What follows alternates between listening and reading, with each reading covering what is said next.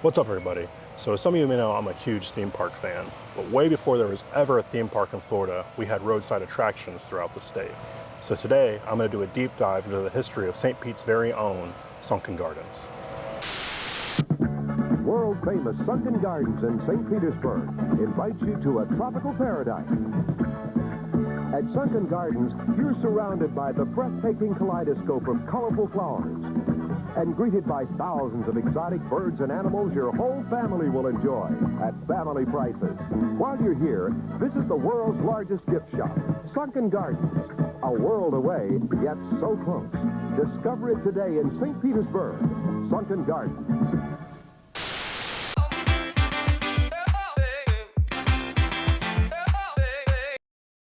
So Sunken Gardens' story starts in 1902 when a plumber by the name of George Turner moved from Jacksonville to St. Pete in search of more work. But work wasn't the only thing that George found when he came to St. Pete.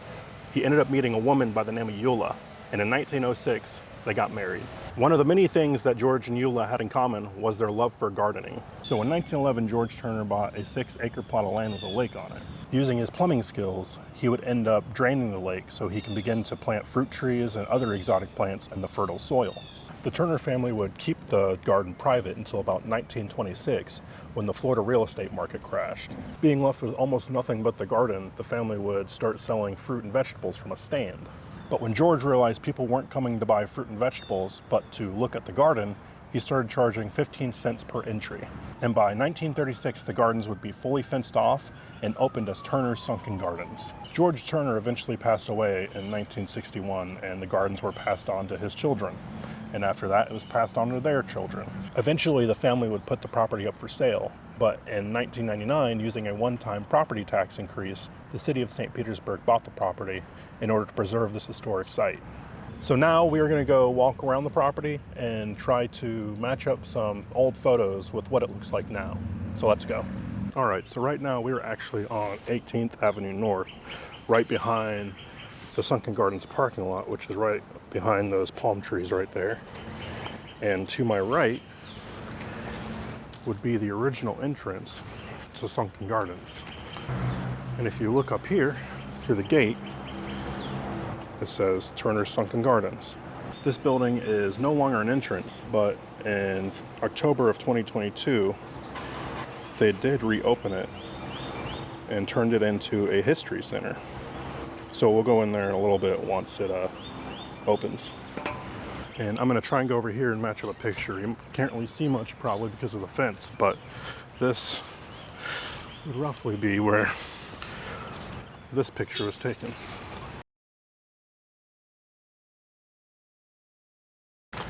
And there's also this picture. If I take a couple steps back here,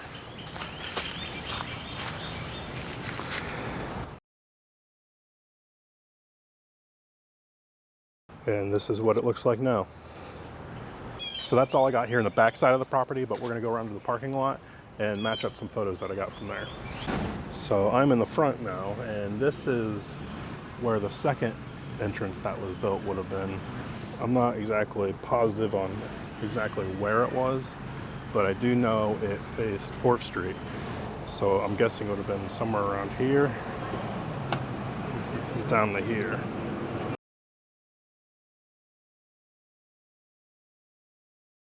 So as many of you probably already know, they recently redid the sign to make it look more like the original.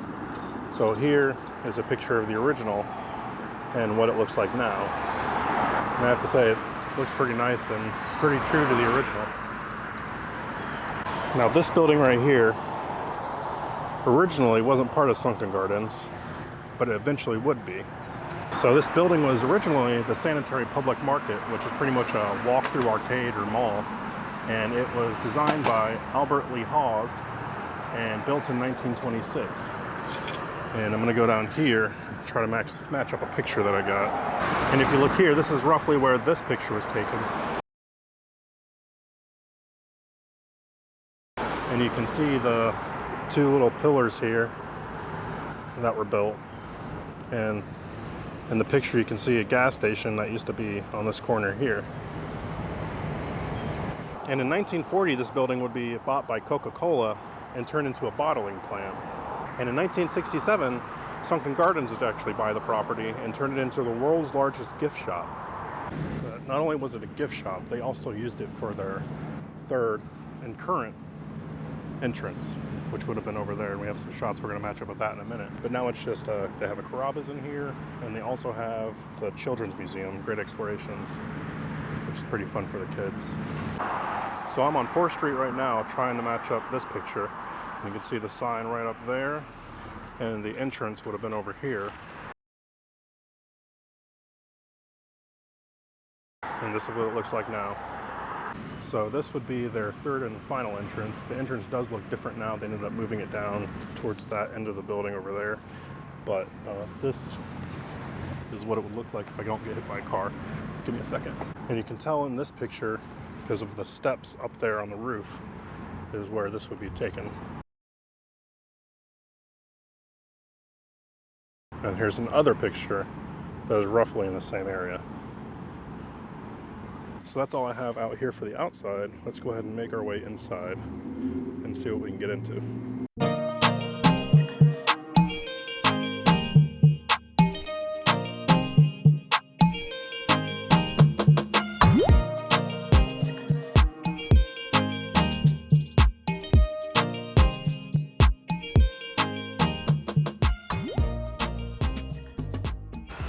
So if you're interested in coming down to Sunken Gardens, it is open Monday through Saturday, 10 a.m. to 4:30 p.m. and Sunday, 12 p.m. to 4:30 p.m. And I believe that is the same hours for Great Explorations Children's Museum.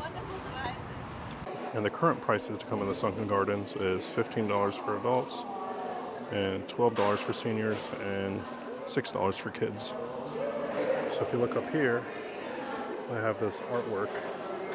It looks like it sways with the wind. With the fan going up here, you can kind of see it swaying. It's pretty cool. Alright, so when you check in, they give you your ticket, which is this pink thing right here, and also a map and history booklet. And when you walk through the front door, first thing you see is this nice little water feature with a little pond there. And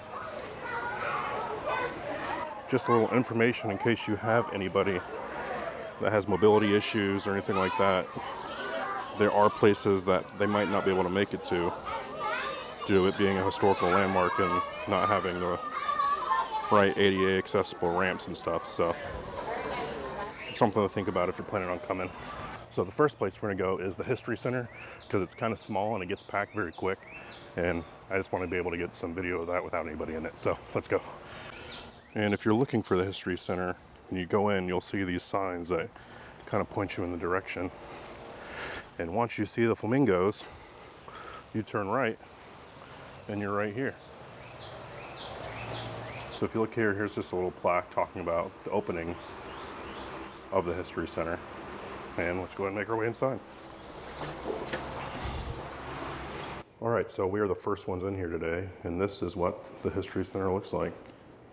Like I said, this was the original entrance to Sunken Gardens.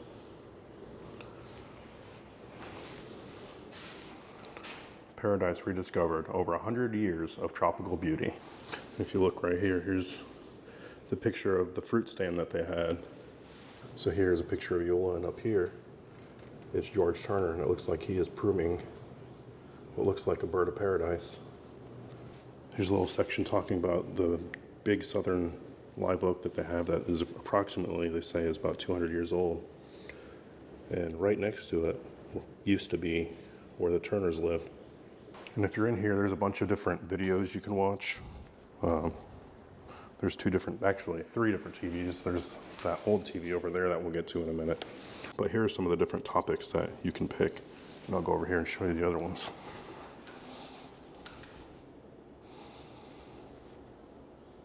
So here is a picture of Yogi Berra, the Mets player, and Miss Sunken Gardens. They used to have beauty pageants here, and this picture was taken in the mid-1960s. So she would have been one of the beauty pageant winners. Here's a little plaque talking about the different animals that they have. So the first animal they got was a flamingo in 1955. And over the years, they added more animals to Sunken Gardens. And we'll see some more of those in a little bit. Now some of these aren't here anymore, like they don't have goats or the alligators, I don't think, nor monkeys. Here's a little plaque talking about the different setbacks that they had. And I guess back in 1971, when Disney World opened, they kind of took a hit because that became one of the main attractions that people would go to. And they wouldn't go to the smaller attractions anymore, unfortunately. But I wouldn't be too worried about Sunken Gardens because there was quite a lot of people waiting to get inside this morning. So here's a picture of the public market from 1927. And over here is what it looked like inside. You can see the different like kiosks that they had where people can go and buy things. There's even a little fruit and vegetable stand. Actually, it looks like a couple of them. And trying to read Smalley's Groceries. I can't read that one. And over here is another television that you can pick 2 different topics, choose from, and it will play it on this old television.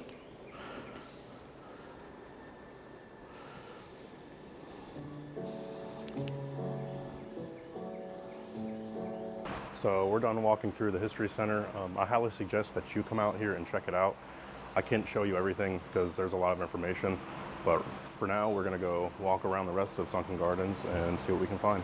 So here we have the shining stars of Sunken Gardens, the flamingos. So like I said inside, the flamingos came here in 1955, and over time they slowly dwindled their pack. But in 2016, they ended up acquiring a flock of flamingos from the San Antonio Zoo. And that is the flock that you see now. If you look over there, there's a little bench that you can sit and be pretty close and personal with the flamingos. We might go do that in a few minutes. One of the other animals that they added here to Sunken Gardens is the laughing kookaburra.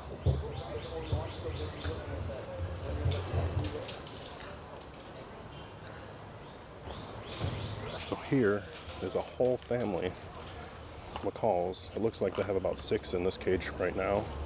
And one of the workers just told me that all the birds from Sunken Gardens, well, except for the flamingos, I guess, are rescues.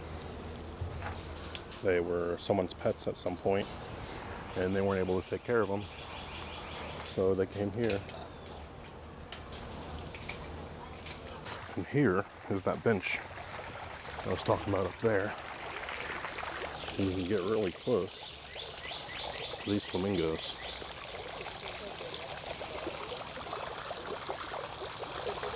So I was walking and I found this terracotta pipe, which is what George Turner used to drain the lake that was here. And they say that the original drain is still used today, so I wonder if this was one of them. And right outside of the History Center and across from Flamingos is an orchid garden with a bunch of different types of orchids. Some of them are growing right now, some of them aren't. There's one right down here. And a couple over here.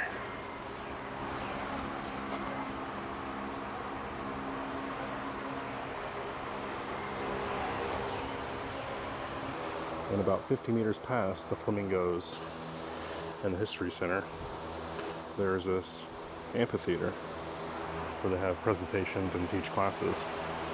But back in the day, it was used for alligator wrestling shows.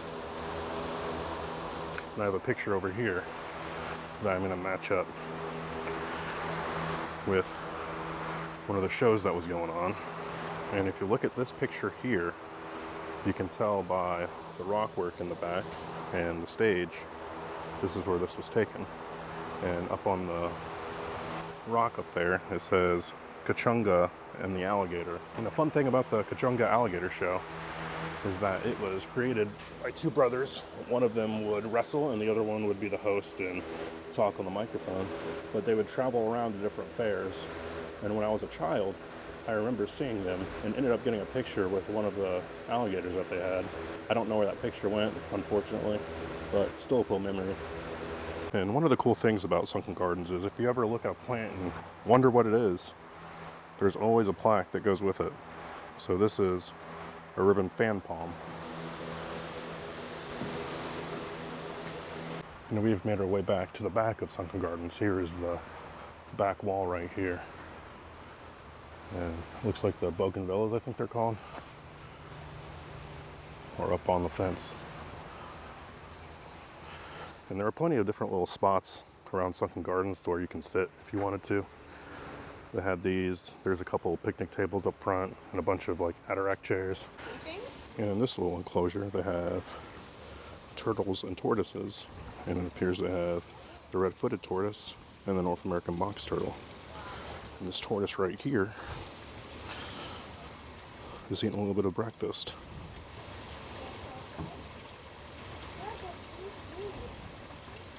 And there's a couple others back here that are in the shade. If you can see them right there.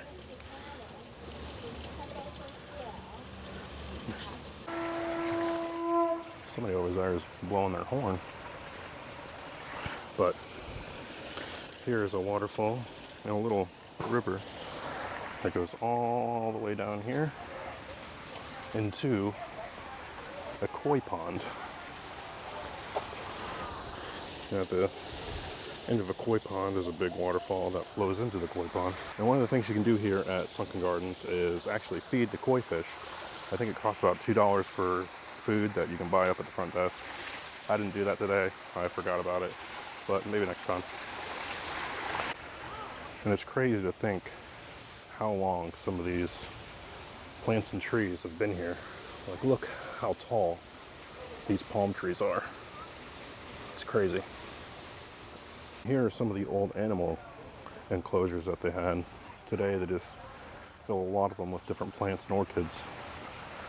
And I don't have a picture to line up with these exactly, but in this picture you can see one of the enclosures that used to house the monkeys. Right here is the Sunken Gardens growing stone. This was originally a piece of limestone that was found in the center of the sinkhole, which formed Sunken Gardens. And legend has it is, "He who sits here upon ancient stone shall be granted tranquility and harmony and the talent to make things grow. Traditionally, the first day on the job for Sunken Gardens employees always includes a trip to the growing stone." And everything on the map that they give you at the front desk is numbered, so you can just look at the map and find a number if you're looking for something specific. And right here, number 14, is this cool little waterfall. Covered in ferns, and other assortment of plants. Nice shaded rock area you can sit in. And the cool thing about these rocks is they were actually formed with concrete and dish soap back in, I think, the 1930s when they opened it as Sunken Gardens. Here's another koi pond and the Sunken Gardens Bridge. And I have a picture, I don't know if it lines up with that one exactly, but it does line up with one of these bridges. It's changed quite a bit over time, and I'll add that right here.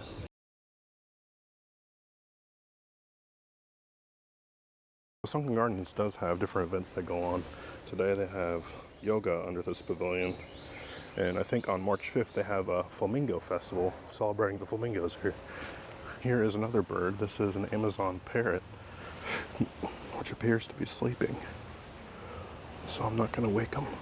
I'm going to let him be.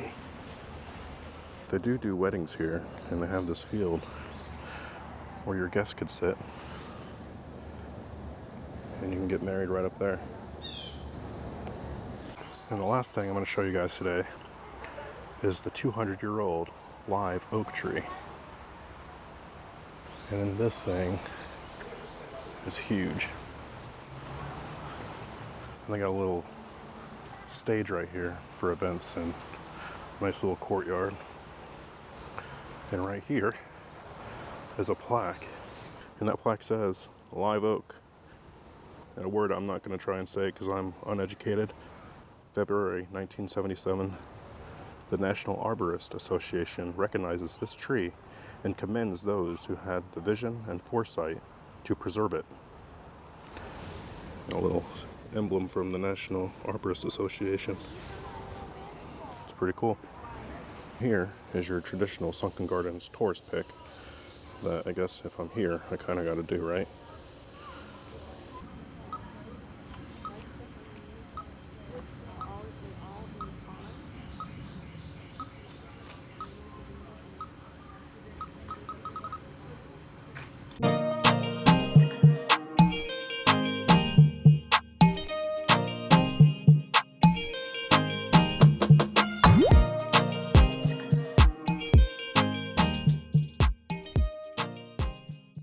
So that's all I got here for my trip to Sunken Gardens. If you like this video, make sure you hit the thumbs up button. And if you're not subscribed, subscribe. Thank you guys for coming with me and watching along. See you next time. Peace.